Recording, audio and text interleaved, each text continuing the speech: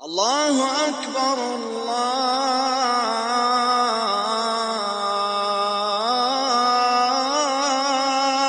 اکبر. الحمد لله رب العالمين والعاقبة للمتقين والصلاة والسلام على سيد المرسلين وعلى آله وصحبه أجمعين. أما بعد فأعوذ بالله من الشيطان الرجيم. بسم الله الرحمن الرحيم. وننزل من القرآن ما هو شفاء ورحمة للمؤمنين. وقال النبي صلى الله عليه وسلم عليكم بالشفاعين تلاوة كلام الله وشربة العسل. وقال النبي صلى الله عليه وسلم من لم يشفي القرآن فلا شفاه الله من لم يكفي القرآن فلا كفاه الله او كما قال علیہ الصلاۃ والسلام. غیر مقلدین اور یہ قادیانی کی جو باتیں ہوئی اس کے اندر یہ بات تھوڑی عجیب و غریب ہے، لیکن کل مفتی صاحب سے ملاقات ہوئی اور پرانی کچھ یادیں تازہ ہوئی. میں سوچا اور ہمارے بھائیوں نے بھی سوچا کہ اس کے بھی تعلق سے، علاج کے تعلق سے کچھ بات ہمارے سامنے آ جاوے. بھائی دیکھو، عام طور پہ ہمارے ذہن میں ایک بات یہ ہے کہ یہ دور میں جادو، جنات، حسد، نظر یہ سب بہت عام ہے، اور میں یوں کہہ سکتا ہوں کہ 95% لوگ اس کے اندر مبتلا ہیں، اور علماء کرام بھی اس میں مبتلا ہیں. لیکن ذہن میں یہ بات ہے بہت سارے لوگوں کے کہ جیسا سفلی ہے، جادو ہے، ناپاک ہے، اس کا علاج جو ہے وہ ناپاک سے ہی ہوگا. ایسا نہیں ہے. اللہ تبارک و تعالیٰ قرآن پاک میں فرماتے ہیں وَقُلْ جَاءَ الْحَقُّ وَزَهَقَ الْبَاطِلُ. حق آئے گا، باطل جائے گا. روشنی آئے گی، اندھیرا جائے گا. اِنَّ الْبَاطِلَ كَانَ زَهُوقًا. اور باطل کو تو ٹوٹنا ہی ہے. وَنُنَزِّلُ مِنَ الْقُرْآنِ مَا هُوَ شِفَاءٌ وَرَحْمَةٌ لِلْمُؤْمِنِينَ. اللہ تبارک و تعالیٰ فرماتے ہیں ہم نے قرآن پاک کو نازل کیا، اس کے اندر شفا ہے اور رحمت ایمان والوں کے لیے. نبی کریم صلی اللہ علیہ وسلم نے فرمایا دو شفا کو اپنے پر لازم پکڑو، ایک اللہ کے کلام کی تلاوت اور دوسرا شہد پینا. نبی کریم صلی اللہ علیہ وسلم نے فرمایا خیر الدواء القرآن، بہترین دوا قرآن ہے. نبی کریم صلی اللہ علیہ وسلم نے فرمایا جس کو قرآن شفا نہیں دے گا اس کو اللہ شفا نہیں دے گا، اور جس کے لیے قرآن کافی نہیں اللہ اس کے لیے کافی نہیں ہے. اب یہ ہے کہ قرآن سے علاج کس طریقے سے کر سکتے ہیں. اصل میں ایک سی ڈی ہے ہمارے پاس، اس کے اندر آیتیں ہیں. ہر وہ آیت جس کے اندر اللہ کی بڑائی، جہنم کا ذکر، شیاطین کا ذکر اور آخرت کا ذکر، اس سے شیطانوں کو بہت تکلیف ہے. تو وہ آیتوں کو جمع کرتے ہیں. حضرت شیخ زکریا رحمۃ اللہ علیہ کی منزل ہے جو 33 آیتیں ہیں. اسی طرح سے عرب کے علماء عاملین حضرات وہ لوگ اور بھی کچھ جادو کی آیتیں اس کے اندر ملاتے ہیں، نظر کی آیتیں ملاتے ہیں. تو جب وہ آیتیں سنتے ہیں تو آیت سننے سے اگر واقعی میں کچھ ہے، کوئی آدمی کے اوپر کوئی جادو ہے، حسد ہے، نظر ہے، تو وہ سننے سے بدن کے اوپر کیفیت ظاہر ہوتی ہے. جیسے سر میں درد ہوگا، گردن میں درد ہوگا، کمر میں درد ہوگا، اور جادو جس جگہ پر بدن کے اندر ہے وہ جگہ پہ درد بڑھتا چلا جائے گا. اگر کسی نے کچھ کھلایا ہے، عام طور پہ کھلانے کا معاملہ زیادہ ہوتا ہے، اگر کسی نے کچھ کھلایا ہے تو الٹی جیسا ہوگا. تو یہ سارے معاملات اب جب قرآن کی وہ آیتیں سنیں گے تو یہ سب تکلیف ہوگی. اب علاج یہ ہے کہ انہی آیتوں کو بار بار بار بار شفا کی نیت سے سننا ہے. مطلب اس کے پیچھے پڑ جانا ہے، سنتے ہی جانا ہے، اچھا لگے یا نہ لگے. جتنا ہم سنتے چلے جائیں گے اتنی ہماری تکلیف بڑھتی چلی جائے گی. لیکن تکلیف کتنی بھی بڑھ جائے اس سے پیچھے ہٹنا نہیں ہے، آگے ہی جانا ہے انشاءاللہ. اور پھر اس کے بعد میں ہو سکتا ہے کہ جادو بدن سے نکلنا شروع ہوگا، یا تو بدن میں بہت کھجلی ہوگی، یا بخار چڑھ جائے گا، یا پیشاب بہت ہوگی، یا تو جلاب بہت ہوں گے، یا الٹیاں بہت ہوگی. ہو سکتا ہے ہمارے بہت سے لوگوں کا علاج ہو سکتا ہے ایک ایک دن کے اندر 100 الٹی ہوتی ہے، 50 جلاب ہوتے ہیں. لیکن جتنا نکلتے جائے گا آدمی فریش ہوتے جائے گا. اور یہ سب کچھ ہونے کے بعد میں ہم 1 گھنٹہ 2 گھنٹہ 3 گھنٹہ لگاتار یہ آیتیں سنتے ہیں اور کچھ نہیں ہوتا ہے، سننے سے کوئی کیفیت بدن پہ نہیں آتی، تو اب سمجھ جانا چاہیے کہ الحمدللہ مکمل علاج ہو گیا. اب اگر کوئی یوں کہتا ہے کہ کچھ نہ کچھ تکلیف ہے تو یا تو پھر اس کا علم کمزور ہے یا پھر وہ بیوقوف بنا رہے. تو یہ قرآن کا ایک علاج ہے. بہت سارے علاجات ہوئے، اور جیسے میں 1-2 مثال آپ کو بتاتا ہوں. سب سے پہلے اچھا کینسر جو ہے نا، کینسر عرب کے علماء فرماتے ہیں کہ کینسر جو ہے وہ صرف جادو جنات اور نظر سے ہی ہوتا ہے. کینسر کوئی بیماری نہیں، بلکہ بڑی بڑی بیماریاں، جتنی بھی بڑی بڑی بیماریاں ہیں، کینسر ہے، ہارٹ ہے، اسی طرح سے ہمیں گھٹنوں کی تکلیف ہے، جوڑوں کا درد، اسی طرح سے بچے جو نہیں ہوتے اور عورتوں کو بہت خون جاتا ہے، یہ ساری تکلیفیں جنات اور نظر کی وجہ سے ہی ہوتی ہے. نبی کریم صلی اللہ علیہ وسلم نے فرمایا. اور ایک بات اور بھی دھیان رکھے بھائی کہ جادو کی اتنی حیثیت نہیں ہے، اس سے زیادہ خطرناک چیز جو ہے وہ نظر ہے. نبی کریم صلی اللہ علیہ وسلم نے فرمایا اکثر من یموت بعد قضاء اللہ وقدرتہ بالعین، اللہ کی قضا اور تقدیر کے بعد میری امت میں سب سے زیادہ موت نظر بد سے ہوگی. نبی کریم صلی اللہ علیہ وسلم نے فرمایا کہ نظر آدمی کو قبر تک اور اونٹ کو ہانڈی کے اندر پہنچا دیتی ہے. نبی کریم صلی اللہ علیہ وسلم نے فرمایا کوئی چیز تقدیر کے اوپر سبقت نہیں کرتی، اگر کوئی چیز تقدیر کے آگے جاتی تو وہ نظر ہوتی. نظر آدمی کو پہاڑ سے دھکا دے سکتی ہے، یہ بھی حدیث ہے کہ نظر آدمی کو پہاڑ سے دھکا دے سکتی ہے. اسی طرح سے یہ ہے کہ اللہ تبارک و تعالیٰ نے قرآن پاک کے اندر دیکھو سورہ یوسف میں یعقوب علیہ السلام کے بیٹے جب مصر جا رہے تھے ان کو یوں کہا یا بنی لا تدخلوا من باب واحد وادخلوا من ابواب متفرقہ، اے میرے بیٹو تم الگ الگ دروازے سے مت داخل ہونا، بلکہ ایک دروازے سے مت داخل ہونا، مختلف الگ الگ دروازوں سے داخل ہونا. تو یعقوب علیہ السلام کے ذہن میں بھی یہ تھا کہ سب کے سب ایک دروازے سے داخل ہوئیں گے تو ان کو نظر لگ جائے گی. نبی کریم صلی اللہ علیہ وسلم نے نظر سے بچنے کا اس کی اللہ کے رسول صلی اللہ علیہ وسلم نے دعا مانگنے کا حکم دیا. استعیذ باللہ من العین فإن العین حق، نظر بد سے اللہ کی پناہ مانگو کیونکہ نظر بد حق ہے. نبی کریم صلی اللہ علیہ وسلم نے فرمایا العین حق یحضرها الشیاطین وحسد بنی آدم، یہ نظر حق ہے، شیاطین اس کو حاضر کرتے، بنی آدم کا حسد اس کو لاتا ہے. اب یہ ہے کہ نظر کیوں لگتی ہے؟ کوئی آدمی نے کسی کی تعریف کیا، اس تعریف کے اندر اس نے اللہ کا ذکر نہیں کیا، بس تو وہ نظر لگ جاتی ہے. تو عام طور پہ ہماری آج ہم کسی کی تعریف کر دیں کہ بھائی تو کتنا چہرہ کتنا اچھا دکھ رہا ہے، اب اس نے اللہ کا ذکر نہیں کیا، نظر لگ گئی. کہ بھائی فلاں آدمی کا علم کتنا مضبوط ہے، اب اس میں اللہ کی تعریف نہیں کی، ماشاء اللہ بارک اللہ نہیں کہا تو نظر لگی. کیونکہ ایک آدمی کی تعریف ہوتی ہے، شیطان اس کو پسند نہیں کرتا ہے کہ کسی آدمی کی تعریف ہو، فوراً وہ اس کے اوپر حملہ کرتا ہے. لیکن جب کوئی آدمی اس کے اندر کہتا ہے ماشاء اللہ بارک اللہ، اللہ تعالیٰ آپ کو اور برکت عطا فرماوے، اب اس کے بعد میں وہ نظر کا اثر کیا ہو جاتا ہے؟ ختم ہو جاتا ہے. اب یہ ہے اللہ کے رسول صلی اللہ علیہ وسلم نے فرمایا اپنی نعمتوں کو آدمی راز میں رکھے، اپنی نعمتوں کا زیادہ تذکرہ نہ کرے، نعمتوں کو راز میں رکھے، اور اپنی بیوی کی تعریف نہ کرے، اپنے بچوں کی تعریف نہ کرے، اپنی کسی چیز کی زیادہ تعریف نہ کرے، کسی کو شوشہ بھی نہ کرے.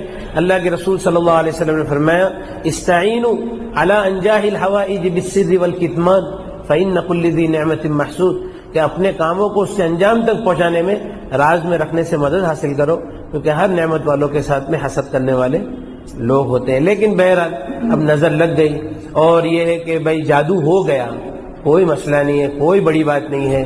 اور دیکھو ایک بات ہے، ایسا ہو نہیں سکتا کہ کوئی چیز جب عام ہو جاوے اور اس کا علاج عام نہ ہو، یعنی اس کا علاج مخصوص لوگوں کے پاس ہو اور ان کی جاگیر بن کے رہ جاوے، ایسا ہو نہیں سکتا.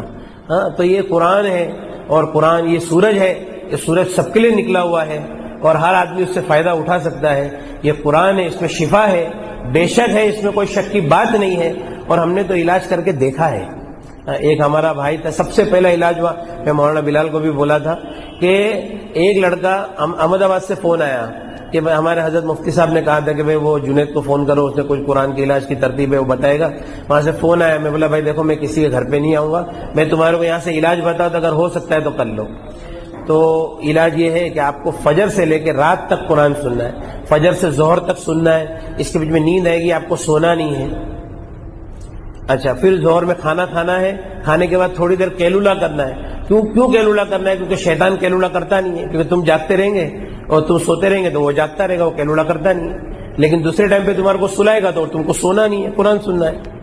اب اس کا پہلا ایک دن گیا تو بول رہے مولانا پورا دن قرآن. اچھا اتنا سخت جادو تھا، کم سے کم نہیں تو بھی 15 سال کا جادو تھا وہ. تو کہا کہ مولانا پورا دن سنتے سنتے نا سر بہت دکھ رہا ہے. بولا چلو الحمدللہ، پکڑ میں معاملہ آیا. اب دوسرے دن اور سنا، بولا اور سنو بھائی، اور سنا. تو تو بولے کہ تھوڑی تھکان لگ رہی ہے، کمزوری لگ رہی ہے. بولا الحمدللہ اندر جو چیز ہے وہ کمزور ہو رہی ہے، ورنہ قرآن سے تھکان کا کیا مطلب ہے. اچھا تیسرے دن بھی کمزوری، چوتھے دن تو ایسی حالت ہو گئی کہ ایسا لگتا تھا کہ ابھی یہ مر جائے گا. اس کے والد نے مجھ کو کہا کہ بھائی یہ تو ایسا لگتا ہے کہ ابھی جائے گا دنیا سے. میں بولا دیکھو بھائی جانا تو اس کو ویسے بھی ہے، کینسر میں ہے، آپ سوچ لو کھائی دونوں طرف ہے، یا تو ادھر گر جائے گا یا ادھر گرے گا. اس سے اچھا یہ قرآن ہے، اس کو چلنے دو. اچھا میں بولا کہ بھائی وہ بیمار ہو گیا بہت زیادہ، آپ کو کیا ہوا؟ بولے مولانا میں بھی اس کے ساتھ میں سنتا تھا لیکن میرے کو کچھ نہیں ہوا. بولا پھر آپ کو کچھ نہیں ہوا، اس کو ہو رہا ہے تو سوچو نا کیوں ہو رہا ہے، چلنے دو. اب 5واں دن تھا اور اس کو الٹی ہوئی، الٹی میں پتھر نکلا، اس کے اوپر لکھا تھا اوم. پھر دوسرا ببول کے کانٹے، گوشت کا ٹکڑا، بال، گانٹھ لگے ہوئے سب بال تھے، وہ سب نکلا. میں بولا بھائی یہ تو سب نکل گیا، وہ فریش ہو گیا. بولا ابھی اور بھی آپ کو سننا ہے. پھر اس کا میرے خیال سے کچھ 6واں دن تھا، اس نے قرآن سنا، ہری ہری الٹی، ہرے ہرے جلاب. اور اس کا 9واں دن تھا، اور صبح سے رات تک اس نے قرآن سنا، وہ آیتوں کو سنا اور اس کو کچھ نہیں ہوا. بولے بھائی دیکھو الحمدللہ آپ کے وہ جو جادو وغیرہ تھا وہ سب ٹوٹ گیا، اللہ تعالیٰ نے آپ کو شفا دے دیا، اب کوئی مسئلہ نہیں ہے. اب آپ اپنا کینسر چیک کرا لو. اب کینسر چیک کرائے تو کینسر بھی نہیں ہے، الحمدللہ سب ختم ہو گیا. اسی طرح سے ہمارے یہاں پہ ایک عورت ہے، اس کے سینے کے اندر گانٹھ ہو گئی تھی کینسر کی. تو ہمارا وہ ایک بامبے میں ڈاکٹر ہے، ڈاکٹر سلطان پردھان، ایشیا کا سب سے بڑا ڈاکٹر ہے کینسر کا. تو اس نے بھی بول دیا تھا کہ بھئی یہ کینسر ہو گیا ہے. اب اس کے بعد جب قرآن پڑھے تو خبیث حاضر ہو گیا، معاف کر دو، چھوڑ دو، کبھی نہیں آئیں گے، یہ وہ. قرآن سنتے سنتے کمزور ہو کے وہ نکل گیا. اور پھر اس کے بعد میں بولا کہ بھائی ابھی قرآن اور سنتے رہو. تو اس کو ایسا لگتا تھا کہ وہ گانٹھ کے اندر کسی نے کیمیکل ڈال دیا ہے، اتنی جلن ہوتی تھی اور الٹی جلاب چالو ہو گئے. 2 دن تک ایسا چلا. 2 دن کے بعد میں کہا کہ اب وہ گانٹھ چھوٹی ہو گئی اور ایسا کچھ لگتا نہیں ہے، اب قرآن سننے سے کچھ ہوتا نہیں. بولے بھائی واپس چیک کر لو. 2 دن پہلے کا رپورٹ اور 2 دن کے بعد کا رپورٹ، اس کے اندر بتایا کہ کینسر ہے ہی نہیں، چربی کی گانٹھ ہے، ختم ہو گیا الحمدللہ. ہمارے سورت میں ایک صاحب تھے، تو ان کی بیوی کو خون بہت جاری رہتا تھا، اور خون کے بارے میں حدیث ہے الاستحاضۃ من الشیطان. تو ڈاکٹروں نے جب ٹیسٹ وغیرہ کیے تو کہا کہ بچے دانی کے اندر کچھ گانٹھیں ہیں، 5-6 گانٹھ تو اس کا آپریشن کرنا ہی پڑے گا، نہیں تو اس کا کوئی علاج نہیں ہے. تو انہوں نے یہ سوچا کہ چلو بمبئی میں اپنا آپریشن کریں گے. چلو بمبئی آئے تو کسی نے قرآن کے علاج کی ترتیب بتایا. میں نے بھی فون پہ تھوڑا سے ساتھ دیا کہ بھائی چلو، میں ان کو ترغیب دیا. انہوں نے قرآن سننا چالو کیا. تو صبح سے سنتے سنتے رات ہو گئی. اب اس رات میں انہوں نے رات الٹی ہوئی، دوسرے دن صبح میں ایک الٹی ہوئی، اور پھر اس طرح سے بہت خون نکلا اور خون بند ہو گیا. اور پھر اس کے بعد میں جب دوسرے دن آپریشن کے لیے گئے تو آپریشن کے پہلے ایک نارمل سونوگرافی ہوتی ہے. وہ سونوگرافی کے اندر دیکھا کہ بچے دانی میں تو گانٹھ ہے ہی نہیں. بولے تم کون کائے کے لیے آئے؟ تو بولے بھائی اس کے لیے. تو پہلے کا رپورٹ، دونوں رپورٹ دیکھا، 2 دن کے اندر الحمدللہ فرق ہو گیا. تو صرف قرآن سننا ہے، کچھ کام نہیں کرنا ہے. اصل تو قرآن پڑھنا ہے لیکن صحیح پڑھنا ہے. اگر صحیح نہ پڑھنا آوے تو پھر اس کو سننا ہے. اور یہ بات اپنے ذہن سے نکال دے کہ بھئی سفلی کا علاج سفلی سے ہوتا ہے، نہیں، بلکہ اللہ کے کلام میں ہر چیز میں شفا ہے انشاءاللہ. ٹھیک ہے بھائی. تو اور بھی بہت ساری بات ہے لیکن ابھی وقت نہیں ہے، پھر کسی وقت. اچھا ایک آخری بات، چلو ایک آخری واقعہ بیان کر دیتا ہوں. ہمارے یہاں پہ ایک مولانا ہے، مولانا سلیم کر کے. تو ان کی زندگی میں 40-50 حاملوں کا انہوں نے علاج کیا ہوگا. تو وہ میرے پاس آئے. میں بولا کہ بھائی دیکھو آپ یہ CD سنو. اب انہوں نے 5-6 گھنٹے تک سنا. وہ بولتے میرے کو تو کچھ ہوا نہیں. بولے آپ کو کچھ ہوا نہیں، آپ کے پاس کچھ ہے ہی نہیں. وہ بولے ایسا کیسا ہو سکتا ہے؟ بولا بھائی دیکھو میں تو اللہ کی قسم کھا کے بولتا ہوں کہ آپ کے پاس کوئی معاملہ نہیں ہے. اب پھر اس کے بعد میں وہ ایک عامل کو لے کے آئی. بولے دیکھو مولانا یہ عامل بولتا ہے کہ ہے. بولا اچھا. بولا بھائی چل بتا کیسا ہے. تو اس نے نام لکھا، نام، ماں کا نام، پھر عدد سب نکالا. لاکھ میں بولے دیکھو 3 بجا. 3 بج گیا مطلب اس پہ جادو ہے. میں بولا تو اللہ کی قسم کھا کے بول سکتا ہے کہ جادو ہے؟ بولے نہیں. مطلب میں اللہ کی قسم کھا کے بولتا ہوں جادو ہے؟ تو بولا ہاں ہو سکتا ہے.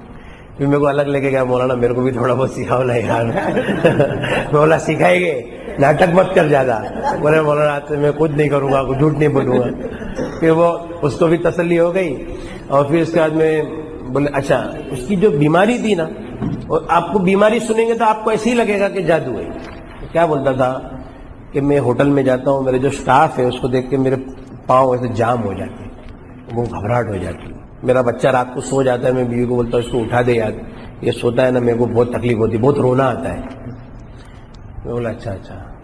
بولا تم نے کتنے سال سے تمہارے سر میں تیل نہیں لگایا ہے؟ بولے میرے کو جب سے ہوش آیا میں کبھی تیل لگایا ہی نہیں ہوں. بولا رات کو جاگنے کی عادت ہے؟ بولے ہمارا ہوٹل کا دھندا، ہم لوگ رات کو جاگتے. بولا ٹھیک ہے بھائی آپ کے سر میں تیل لگاؤ. اب وہ تیل کی مالش، بولا پہلے دن تیل بہت جائے گا آپ کے سر میں، جانے دینا، اور اس کے بعد 2-3 دن کے بعد کیا ہوتا ہے بتاؤ. تو 2-3 دن کے بعد وہ ملنے کے لیے آیا، گلے والے ملا اور ایک پیشانی پہ بوسا دیا. بولے مولانا الحمدللہ میں بہت اچھا ہو گیا. پہلے دن 1 کٹورا تیل میرے سر میں چلے گیا. بولا بھائی تیرے دماغ میں خشکی ہے، اور بھی کچھ گڑبڑ تھی اندر کی، تو اس کا بھی علاج الحمدللہ بتایا اس کو. پھر وہ تو بولا کہ مولانا اللہ تعالیٰ نے آپ کے ذریعے سے ہم لوگ کا تو یہ موت تک کا مسئلہ حل ہو گیا.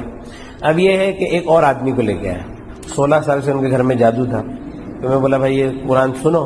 گھر میں جا کے قرآن چالو کیا، اس کی بیوی کو سنا ہے تو خبیث حاضر ہو گیا بدن پہ. وہ خبیث بولتا ہے کہ بند کرو، اس سے کچھ ہونے والا نہیں ہے. وہ لوگ بولے مولانا یہ تو ایسا بولتا ہے کہ یہ قرآن سننے سے کچھ ہونے والا نہیں ہے. میں بولا دیکھو وہ بول رہا ہے نا کہ نہیں ہوئے گا، مطلب کچھ ہو رہا ہے. اچھا نہیں ہوئے گا نا تو سب کو معلوم پڑ جائے گا کہ نہیں ہوا. تو تو بول رہے نا کہ نہیں ہوئے گا، مطلب کچھ ہو رہا ہے، تو اس کو چلنے دو. اچھا بولے نہیں جاؤں گا. خبیث بولتا نہیں جاؤں گا. اچھا بھائی مت جا، ادھر ہی رہے قرآن سن. ہم لوگ تیرے کو تھوڑی بولتے تو جا، ادھر ہی رہے قرآن سن. بعد میں بولتا ارے بھائی میرے کو جانے دو، میرے کو چھوڑ دو. اچھا پھر ایسا ہوا کہ وہ خبیث نے یوں بولا کہ 16 سال کی پوری سٹوری بیان کیا کہ میں یہ آیا تھا، اس نے جادو کیا، یہ کیا ہو گیا. اور بولے جس جادوگر نے مجھے بھیجا ہے یہاں، وہ آج نہیں تو کل یہاں پہ مجھے لینے کے لیے آئے گا. اور واقعی میں 5 دن کے بعد پالن پور سے ایک سادھو آیا بمبئی، ایڈریس ڈھونڈتے ڈھونڈتے اسی گھر میں جس میں قرآن چالو تھا. وہ بولتا تھا میں تمہارے ہاتھ جوڑتا ہوں، میں نے 500 روپے میں یہ جادو کیا تھا، لیکن میں 5 لاکھ روپے دیتا ہوں، یہ میرے کو میری چیز واپس دے دو. اور اس کے بعد میں ہم لوگوں نے مشورہ کیے تو بولے بھائی چلو اگر وہ لے کے جاتا ہے تو لے کے جانے. تو اس نے کرتے کا ایسا کونے کا کپڑا کاٹا اور اس کے عورت کے اوپر گھما کے بولا چل ساتھ میں. ایسا کر کے اس کو لے کے نکل گیا. الحمدللہ 16 سال کا جادو اللہ تعالیٰ نے آسان کر دیا. سب باتیں تو اور بہت ساری ہیں، لیکن بس یہ ہے کہ قرآن کے علاج کی ترتیب کو اپنے یہاں پہ بھی چالو کر سکتے ہیں، لوگوں کو بتا سکتے ہیں. بس اللہ تعالیٰ عمل کی توفیق دے دے. نہیں منزل ہے، منزل کی آیت ہے وہ، لیکن وہ تو قرآن ہے نا، من القرآن ہے نا. سی ڈی میں انشاءاللہ بھیج دوں گا. تو ہاں سی ڈی تو مولانا ان کے پاس آ گئی ہے. ویسے میں نے کل رات کو وہ رکیا ڈال بھی دیا تھا فون میں. اس سی ڈی میں ہی سنتے رہیں گے، وہ سنتے رہنا ہے بار بار. اچھا ایک بات دیکھو، ایک بات ہے بھائی سمجھنے کے لیے، وہ کیا ہے معلوم ہے، اندر والے کی جتنی طاقت ہے نا اس سے زیادہ اس کو قرآن سنانا ہے، اس سے زیادہ. مطلب اب جیسے کوئی آدمی بولے کہ مولانا بولے جادو ہے، ٹھیک ہے جادو سمجھ میں آ گیا جادو ہے. بولے میں تو منزل پڑھتا ہوں. بھائی تم ایک بار پڑھتے ہو نا تو اس کو برداشت کرنے کی طاقت ہے. ابھی جیسا میں موٹا آدمی ہوں، میں بولتا ہوں میں ڈاکٹر کے بعد ڈاکٹر صاحب میں تو روز چلتا ہوں اور میرا وزن کم ہوتا بھی نہیں ہے. بولے تم کتنا چلتے؟ بولے آدھا گھنٹہ. بولے تمہارا آدھا گھنٹہ تمہاری عادت ہو گئی. تم جہاں پہ تھکیں گے مریں گے اور چلیں گے نا تو تمہارا وزن کم ہوگا. تو اسی طرح سے اندر والے کی عادت ہے اس کو برداشت کرنے کی، تو اس سے زیادہ اس کو دینا ہے لوڈ قرآن کا. پھر اس کے بعد ہیوی ڈوز، پھر اس کے بعد میں لاسٹ میں وہ تھکنا چالو ہوگا. اور تھکنے کی سب سے بڑی علامت یہ ہے کہ قرآن سننے کے ٹائم پہ نیند آئے گی، مطلب وہ کمزور ہو رہا ہے، اس کو آرام چاہیے، اس وقت سونا نہیں ہے. پھر جلاب میں الٹی میں نکل جائے گا اور آپ 1 گھنٹہ 2 گھنٹہ 3 گھنٹہ سنتے اور کچھ ہوتا نہیں ہے. ختم ہو گئی بات، اب کچھ ہے ہی نہیں. ہم لوگ ہے نا بہار گئے تھے، ہمارے ایک چاچا ہے، انہوں نے کہا تھا وہ کوئی ایک عامل بہار میں بہت اچھا تعویذ دیتے. تو چاچا نے مجھے زبردستی بھیجا. میں چاچا کو بولا چاچا قرآن سنو کا کوئی سب لفڑے میں پڑھتے. بولے نہیں یار تعویذ لے کے آ جائے یار. ہم لوگ بہار گئے. جب بہار میں وہ عامل صاحب کے یہاں کم سے کم 200-250 آدمی کی لائن لگتی تھی. اور ہم لوگ تو مہمان خصوصی تھے، بہت اچھا استقبال ہوا. اور ہم لوگ ایک کمرے میں تھے تو قاری صاحب کا خاص آدمی، کیٹلی گرم والا آدمی نا، کیٹلی گرم والا آدمی، وہ ہمارے پاس ملنے کے لیے آیا. تو بولتا ہے کہ مولانا، وہ حکیم صاحب تھے، ان کو پوچھا کہ حکیم صاحب بہت قبض رہتا ہے، اس کی کوئی دوا ہے؟ حکیم صاحب نے ایک دوا بتائی. بولے یہ تو میں کھا چکا ہوں. دوسری بتائی. بولے یہ بھی میں کھا چکا ہوں، کچھ ہوتا نہیں ہے. تو میں حکیم صاحب کو بولا حکیم صاحب اتنا کچھ مسئلہ ہوئے گا. حکیم صاحب بولے بھائی ابھی ہم دوسرے کے علاقے میں ہیں, ہاں تم ادھر یہ سب مگج ماری پالتے. میں بولا ٹھیک ہے. پھر وہ آیا, اس کو بولا میں بھائی دیکھو یہ گڑبڑ ہے, قاری صاحب کے پاس تم علاج کراؤ. بولتا چھوڑو سب قاری صاحب تم میرا علاج کرو.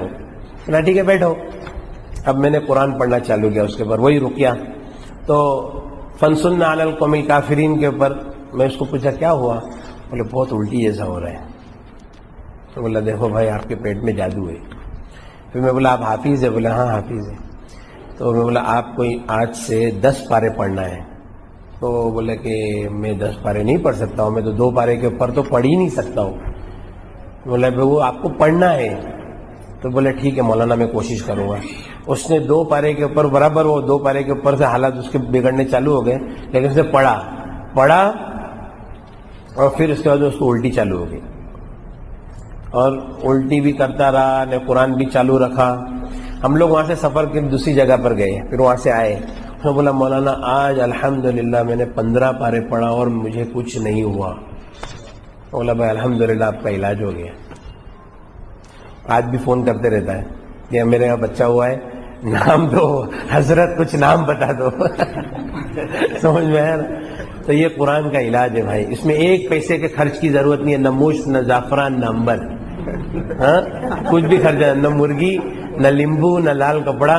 ایک ہمارے عربی عامل ملا, مولانا بھی وہ ٹائم پہ حج میں ساتھ میں تھے.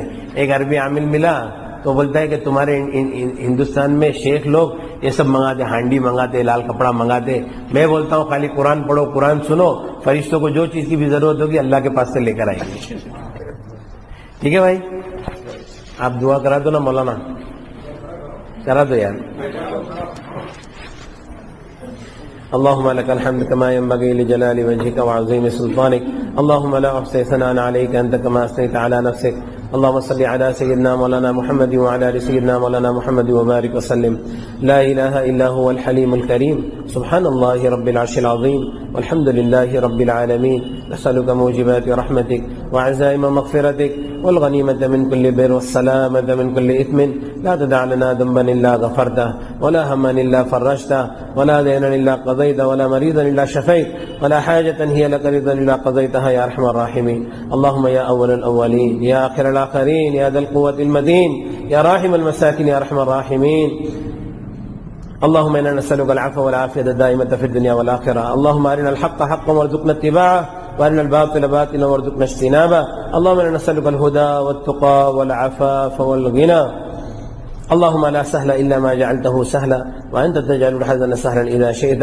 اللهم إنا نسألك من خير ما سألك منه نبيك وحبيبك محمد صلى الله عليه وسلم ونعوذ بك من شر ما استعاذك منه نبيك وحبيبك محمد صلى الله عليه وسلم وأنت المستعان وعليك البلاغ ولا حول ولا قوة إلا بالله العلي العظيم. سبحان ربك رب العزة عما يصفون وسلام على المرسلين والحمد لله رب العالمين. ما سألك منه نبيك محمد صلى الله عليه وسلم ونعوذ بك اللهم من شر ما استعاذ منه نبيك محمد صلى الله عليه وسلم وأنت المستعان وعليك البلاغ ولا حول ولا قوة إلا بالله.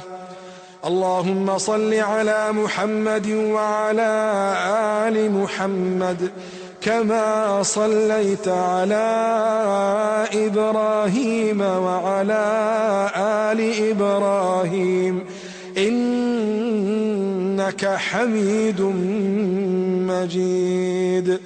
اللهم بارك على محمد وعلى آل محمد كما باركت على إبراهيم وعلى آل إبراهيم في العالمين إنك حميد